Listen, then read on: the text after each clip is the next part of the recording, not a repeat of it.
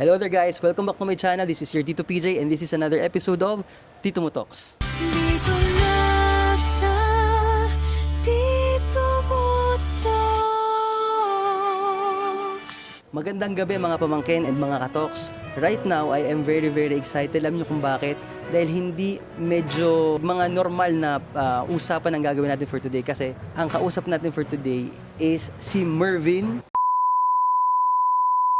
Si Mervin ay very viral at very trending sa mga panahong to. Actually, kailan ba nangyari tong pag-uusapan natin? Parang days lang ang nakakaraan. Pilipinas! What's the problem with the Philippines? Pilipinas!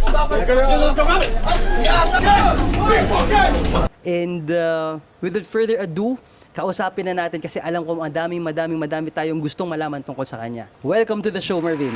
Uy, salamat po sa pagpapaunlak sa akin. Di ako sanay, baka kung ano masagot ko, bahala na. Hindi, para lang tayo nagkikwentuhan, Mervin. Sige po. Kamusta ka na? Gusto ko malaman kung kamusta ka after doon sa nangyaring bakbakan nyo sa Roma. Ako tatanungin personal, Oo. overwhelmed talaga ako kasi hindi ko makunting kung ano yung nangyayari sa akin ngayon eh. Mhm. Pagkatapos ng pangyari, kinabukasan, may nagpa-picture sa akin. Oo. Sabi, ikaw yung ano yun? Yung viral. Sikat na sikat ka na. Di ko talaga alam, nagulat talaga ako sa pangyari. Tapos yung araw yung sunod, siguro nakawalong pagpapicture sa akin ng mga Pilipino. Sa Roma yan. Sa Roma yun. Tapos yung tinignan ko, yun na viral. Nag-viral ka. Tuloy-tuloy na, dami ng message, flood na yung mga comments. Yun, ganun nangyari. Sobrang saya lang talaga. Pero medyo may kaakibat na tingin ko, mas malaking responsibility kasi Tama. yung mga tao, nakatingin sa akin sa susunod kong gagawin. Tama. Kaya kailangan ko maging maingat. Mas maingat, ano? Kasi Tama. kumbaga may pangalan na akong binuo ngayon na dapat ang titingnan sa akin tao yung mabuti, hindi yung masama na gawain ko. Ginagawa ko lang yung masamang gawain sa masama pero hindi sa mga matitinong tao. So may pressure, ano? Medyo may pressure Oo, siya meron ngayon. talaga. Pero kamusta ka talaga? I mean, nasaktan ka ba nung bakbakan niyo sa Roma? Ang inaalala ko salamin ko pero sa sarili ko wala akong naramdaman eh. Okay. Hindi ko alam kung natamaan ba ako kasi parang Parang una natamaan ka eh. Nakita ko eh. nakita Oh, ko hugging. yung salamin Okay. yung bumagsak. Okay. Yun talaga ang inaalala ko pero sa mukha ko nung time na yun wala akong nararamdaman sa akin. Wala. Kasi adrenaline yan eh. Pag may adrenaline, wala kang mararamdaman. Oo. So, kailan nag-sink in yung mga pangyayari? Nung mangyari yun? Ayun, nung nangyari yon, nung gabi na yon, umuwi ako. Gabi siya nangyari. Mga dalhin mo alas nga- 6 na eh. Dalhin mo nga ako dun sa mismong araw nung mangyari yon. July 13 yon ng alas 5 muna ng hapon yon. Okay. So, lumabas kami ng metro. Okay. Metro Tapos, ng ano to? Metro Barberini ng Line Barberini. A. Okay. Tapos, pabalik-balik kami nung time na yun, wala pa kami makitang pickpockets. Do pumunta kami sa Fontana di Trevi. Pagbalik namin, nakita kami dalawa. Okay. Nakikilala nila ako kasi meron na kaming pagtatagpo nung siguro 3 weeks after bago yung insidente na yun. Okay. Tapos yun, parang nagpo-provoke sila, nagpakita sila ng masilang bahagi ng katawan nila. Oo, nakita ko. Inaalog nila yun sa akin. Sabi Nakita ko. Ano gusto nito? Tapos nilabas na nila sa metro Oo. habang dumadaan May yung mga tao. Oo, nakita ko. Sabi ko, sobrang disrespect na to, kako. Oo. Kaya sabi ko sa kasama ko, sundan natin. Kasi gusto ko talaga Okay. matrigger sila sa, parang umabot sila sa point na pikunin nila ako, gano'n. Oo. So yun na nga, nagsabi sa akin na Pilipina. Tapos yun na yung chance ko na, kasi nung una pala, mabanggit ko lang, isang linggo makalipas no, naghahamon ng suntukan yung dalawa na yun sa akin sa taas ng metro. Talagang may istorya na dati pa. Oo, Naghahanap na talaga sila ng Oo. bakbakan. Makikita nyo yung ko sa Facebook ko na in-upload ko na yung video na yun na naghahamon talaga. Okay. Kasama ko si Bilal Milano kung kilala nyo, Okay. na pickpocket hunter dito sa Okay. sa Milan. Tapos yun, nung pagkikita namin, ikatlong pagkatagtubo na yun sa metro, Ha? yun na yung sagupaan namin. Yun Okay. talaga. So, being pickpocket hunter, paano mo ba naisip maging pickpocket hunter? Dumating ako sa Roma, mag-iisang taon na ngayon ako eh. Okay?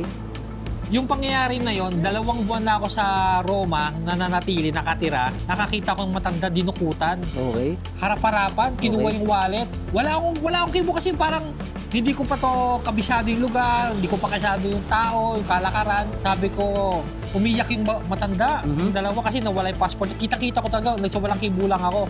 Kinabukasan sinabi ko sa sarili ko, binapagabag ako ng konsensya ko Okay. nun eh. Tapos yung sabi ko, hindi po pwedeng wala Ganito. akong gagawin sa susunod. Hindi pwede na magsasawalang kibo ko sa mga mahihina. Alam ko kaya ko sila, pero kumbaga hesitant ako, baka madanunsya ako. Oo. Yun. Tapos first year mo pa lang sa Oo. Italia. 2 buwan pa lang ako noon. Grabe. So, ang ginawa ko, nakipag-contact ako sa mga pickpocket hunters si Kaloko na isa kasi guardian of Rome na sabi ko, So "Pwede." napapanood mo na sila in social Oo. media. Kasi nagkaroon Aware ka na may mga ganitong tao. Aware ako, pero nung hindi ko pa sila kilala yung time na yun, ang ginawa ko, hinanap ko yung mga pickpocket hunter. So yun, na-contact ko sila, sabi niya, sige, gusto mo sumama, kailangan nga namin ng pwersa eh. Yun na, nagtanong-tanong ako, tapos simula nung makilala ko sila, yung mga idea na binigay sa akin, yung mga technique, pinag-aralan ko, tapos nanood ako sa YouTube ng mga kung anong gagawin, paano kikilalanin, tapos yung mas pinalawak ko pa yun, ang ginawa ko, inalam ko yung ba, sinusundan ko talaga yung mga pickpocket. So, sa takbo na yon, dumami na yung pickpocket ko kilala, pati social media nila, pangalan nila, Kilala mo alam na ko sila. na. Sumisikat na nga sila eh. Oo. Para na nga din silang may sariling social media. Pero gusto kong malaman, ito para din to sa lahat na nanonood sa atin, ano? Paano ko ba ma-recognize ang isang pickpocket? Lalo na sa mga turistang dadating sa atin dito papunta dito sa Italia na sikat ang mga pickpocket dito. Attenzione ragazzi, pickpocket. Oo. Paano mo ba malalaman na pickpocket na pala yung katabi ko? Yung sa pananamit nila, Okay. saka makikita mo na labas-pasok sila sa metro, tapos papasok sa tren, lalabas, Okay. tapos mostly ang damit nila iisa lang. Saka makikita mo yung parang NTCT ba yun? Ethnicity. Ethnicity yun. Pasensya Oo. na. Yun, makikita mo naman talaga sa sa appearance nila na yung galawan nila saka yung itsura nila halos pagkakamukha lang Pero alam mo, awan ng Diyos talaga. Sa pag-aaral ko sa pickpocket, hindi ako nagkamali ng may tuturong pickpocket talaga kasi never talaga ako nagkamali na kahit first time ko na nakita yung tao, alam kong identified pickpocket agad Galing. Awan ng Diyos, hindi ako nagkamali. Siguro sabi ko Totoong pickpocket nga talaga. siguro ito talaga yung forte ko, ito talaga yung ko. Calling mo yan. Calling ko, oo. Kaya yun. Na doon i-expose Oo, ang mga pickpocket kanina at bigyan lang. ng leksyon. Kanina lang sa metro, nagulat ako. Dito sa atin, Oo, sa di rin Milano. alam ng mga kasama ko. Ikwento mo sa kanila. Yun, di rin alam ng mga kasama ko, mga Briton na Oo. hiniwalayan na kami ng kasama ko, mga pickpocket ng taga rito. Mhm. Ngayon lang, mga alas 6 ng hapon, Mhm. lumakad kami dyan sa may Dumo. Duwa mo, oh. Oo, Dumo. Sabi ko, mga pickpocket yan. First time ko nakita. Ay, pickpocket. Kaya yun, may Ang galing pintura. niya, May meron na pintura siyang ako sa kamay. Parang may third eye ka na para sa pickpocket. Hindi siya kumemo nakikita mo. Hindi siya kumemo. Tapos umakyat siya. Tapos nagmumura siya ng, hindi ko alam anong mura yun. Tapos yun, kung tama talaga siya, lalaban sa akin yun, magsusumbong pa sa pulisya, kaso hindi. Lumabas siya ng metro na talunan, na Okay. pinturado ang buong katawan. Makikita niyo sa i-upload namin yun. Okay. Aabangan natin yan Oo, sa mga salamat. susunod mong mga vlogs. At saka ilalagay natin yung social media handle ni Mervin para lalo nilang mapanood kung ano yung mga Oo. interesting na ginagawa mo sa social media. Oo, salamat. Pero gusto kong malaman, tinatawag ka nilang The Punisher, no? Oo. Sa approach mo Mm. sa mga pickpockets na to. Anong masasabi mo dito? Bakit ganito yung approach mo? Kasi kung gagawin ko puro expose lang tayo, tuturo, Mhm. babalik yung minuto, babalik yun Wala namang nangyayari. Walang no? nangyayari. Kaya sinabi ko, itong mga pickpocket, marami na sinirang memorya Okay. ng mga alaala ng pagpunta ng mga turista rito para mag-build sila ng masayang Oo. pagsasama rito sa.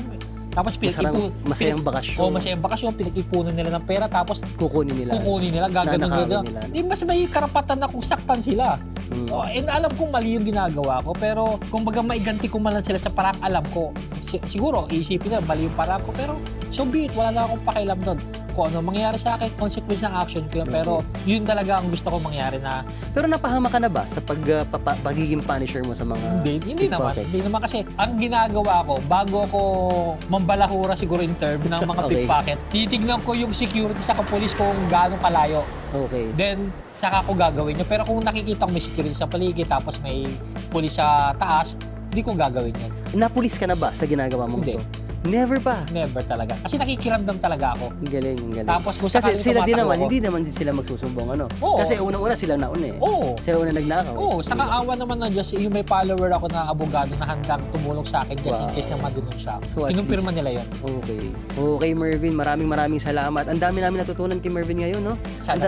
Totoo, sobrang dami ko natutunan sa mga pickpockets, kung bakit mo ginagawa to, at saka grupo pala kayo ng mga pickpocket hunters. Hindi, Para affiliated ka ba sa kanila? Hindi ako affiliated. Gusto ko lang linawin. Yung si Okay. Jordan, kasama ko na sa bayan, sinama Okay. ko lang. Okay. Tapos, yung taga United Kingdom sa Manchester, pumunta sa akin, kinontak nila ako para makakulab na nirefer din ng mga kaibigan kong pickpocket hunter sa London, sa Lisbon, na sabi, ay okay yan si Mervin, nakita ko yung video niya, kontakin mo, magaling na pickpocket hunter yun sa Roma. So yun nga, doon nagsimula yun. Tapos sunod na yung mga collab, may paparating na ako ngayong malalaking collab pa. Mas Okay. malaki pa sa kasama ko ngayon. Wow. Ang dami nating aabangan. Pero bago tayo magtapos dito sa ating interview kay Mervin, gusto ko sanang itanong sa iyo mga iba't ibang tanong ng mga netizen natin kasi nag-iwan ako ng mga questions sa kanila. Baka naman pwede mong masagot yung mga questions natin. Ano? Sige po. Ang cellphone please. So yung mga questions, ilang questions lang to, yung mga pipili nating questions. From Michelle Ebiti. Hello sa'yo. Hi Michelle. Ang sabi niya, Tito PJ, ang mga pickpockets ay walang pagkakaiba sa mga politician na korap at magnanakaw. Ang question niya ay, kung makakasalubong mo ang mga nagtatagong politician na sinasabing andito sa Europe, kasi alam mo naman na nagbabakasyon ng mga politicians na mga travirgolete ay mga magnanakaw sa ating bansa. Ano? Oo. Ano ang gagawin mo? Yung bagay na yun, medyo dapat estado saklaw yung bagay na yun. Pero kung makita ko, syempre, lalapit tayo sa embahada, ipapa-inform Okay. natin. Kasi hindi ako para humawak ng issue na yun at yung kaso na yun. So, magagawa ko, i-inform ko sa embassy. Pero kung, syempre ako small time lang ako, small time din na hunting. Uy, pero big time ka na, kilala ka na ng maraming tao. Kaya ka, pero sana nga. Eto, Tol PJ, pakitanong, bakit di pa talaga binigyan ng isang magandang parang bira, ganun, para di na umulit pa ang mga pickpocket na yan? Salamat, kakagigil kasi. Bakit daw hindi mo binigyan ng isang, kumbaga, KO na agad? Para, Meron kasi kita ko umiyak eh. Meron ako isang Totoo, umiyak siya, no? Umiyak, oo. Umiyak siya, Oo. nakita ko. Meron akong isang knockout talaga na binura lang ng Facebook dahil sa virus na ginawa ko na hinampas ko siya sa braso. So, hindi maganda yon pero hindi ko na rin siya nakita. At hindi ko rin gagawin na yun kasi nag-blanco lang yung utak ko nung time na yun. Kaya Oo. baka doon ako ma-push, doon ako matapos yung karir ko Oo, bilang tama. pickpocket hunter. So, hindi ko gagawin yun. At least meron kang ethics ba? Meron kang hangganan kung saan Oo. hanggang saan lang ba ang pwede kong gawin, ano? Kaya, So ito, from Helen De Los Reyes Abacan, ang lakas ng loob mo, ito ang gusto niya sabihin, ang lakas ng loob mo at inspirasyon ka sa lahat. Ingat lagi sa bawat laban mo para sa lahat. God bless you, protect and guide you. Yan ang sabi ni Tita Helen. Wow, talagang totoo yan. Yan ang dasal namin, yan ang dasal ng lahat para sa iyo. Sana i-guide ka pa ni Lord sa mga ginagawa mo. kailangan ko rin talaga ng panalangin nyo kasi sa laban na to, tutuusin. Kung ako lang mag-isa at walang moral support ninyo, baka hindi ko rin may pagpatuloy ito. Kaya hiningi ko yung panalangin ninyo na sana sa panalangin nyo may sama nyo ako na magabayan ako, maingatan ako sa aking gawain. Salamat sa inyo. Yo, maraming salamat. Maraming salamat. Hindi ko lang kung para tayo mag-shake hands. At saka nakakatawa, may kulay pula pa yung Ayaw niya. po. Kagagaling ko lang sa action. Ayan. Fresh na fresh po siya sa panguhuli ng Hindi ko mga mabubura to pickpocket 7 days hunter. yata to bago daw So mabura. ini-spray mo talaga sa kanila yan, ano? My Buong ko God. talagang nilalapastangan ko sila. Grabe. Thank you very much for this wonderful interview. Maraming salamat. po sa inyo. So Salamat mga po sa pamangkin and mga katoks, it's really hard to make it big in a different land like Italy. Pero ang Filipinos determination is definitely tougher. Kaya magsumikap ka dahil baka bukas makalawa ikaw na kasama ko dito sa Tito Mo Talks. Thank you.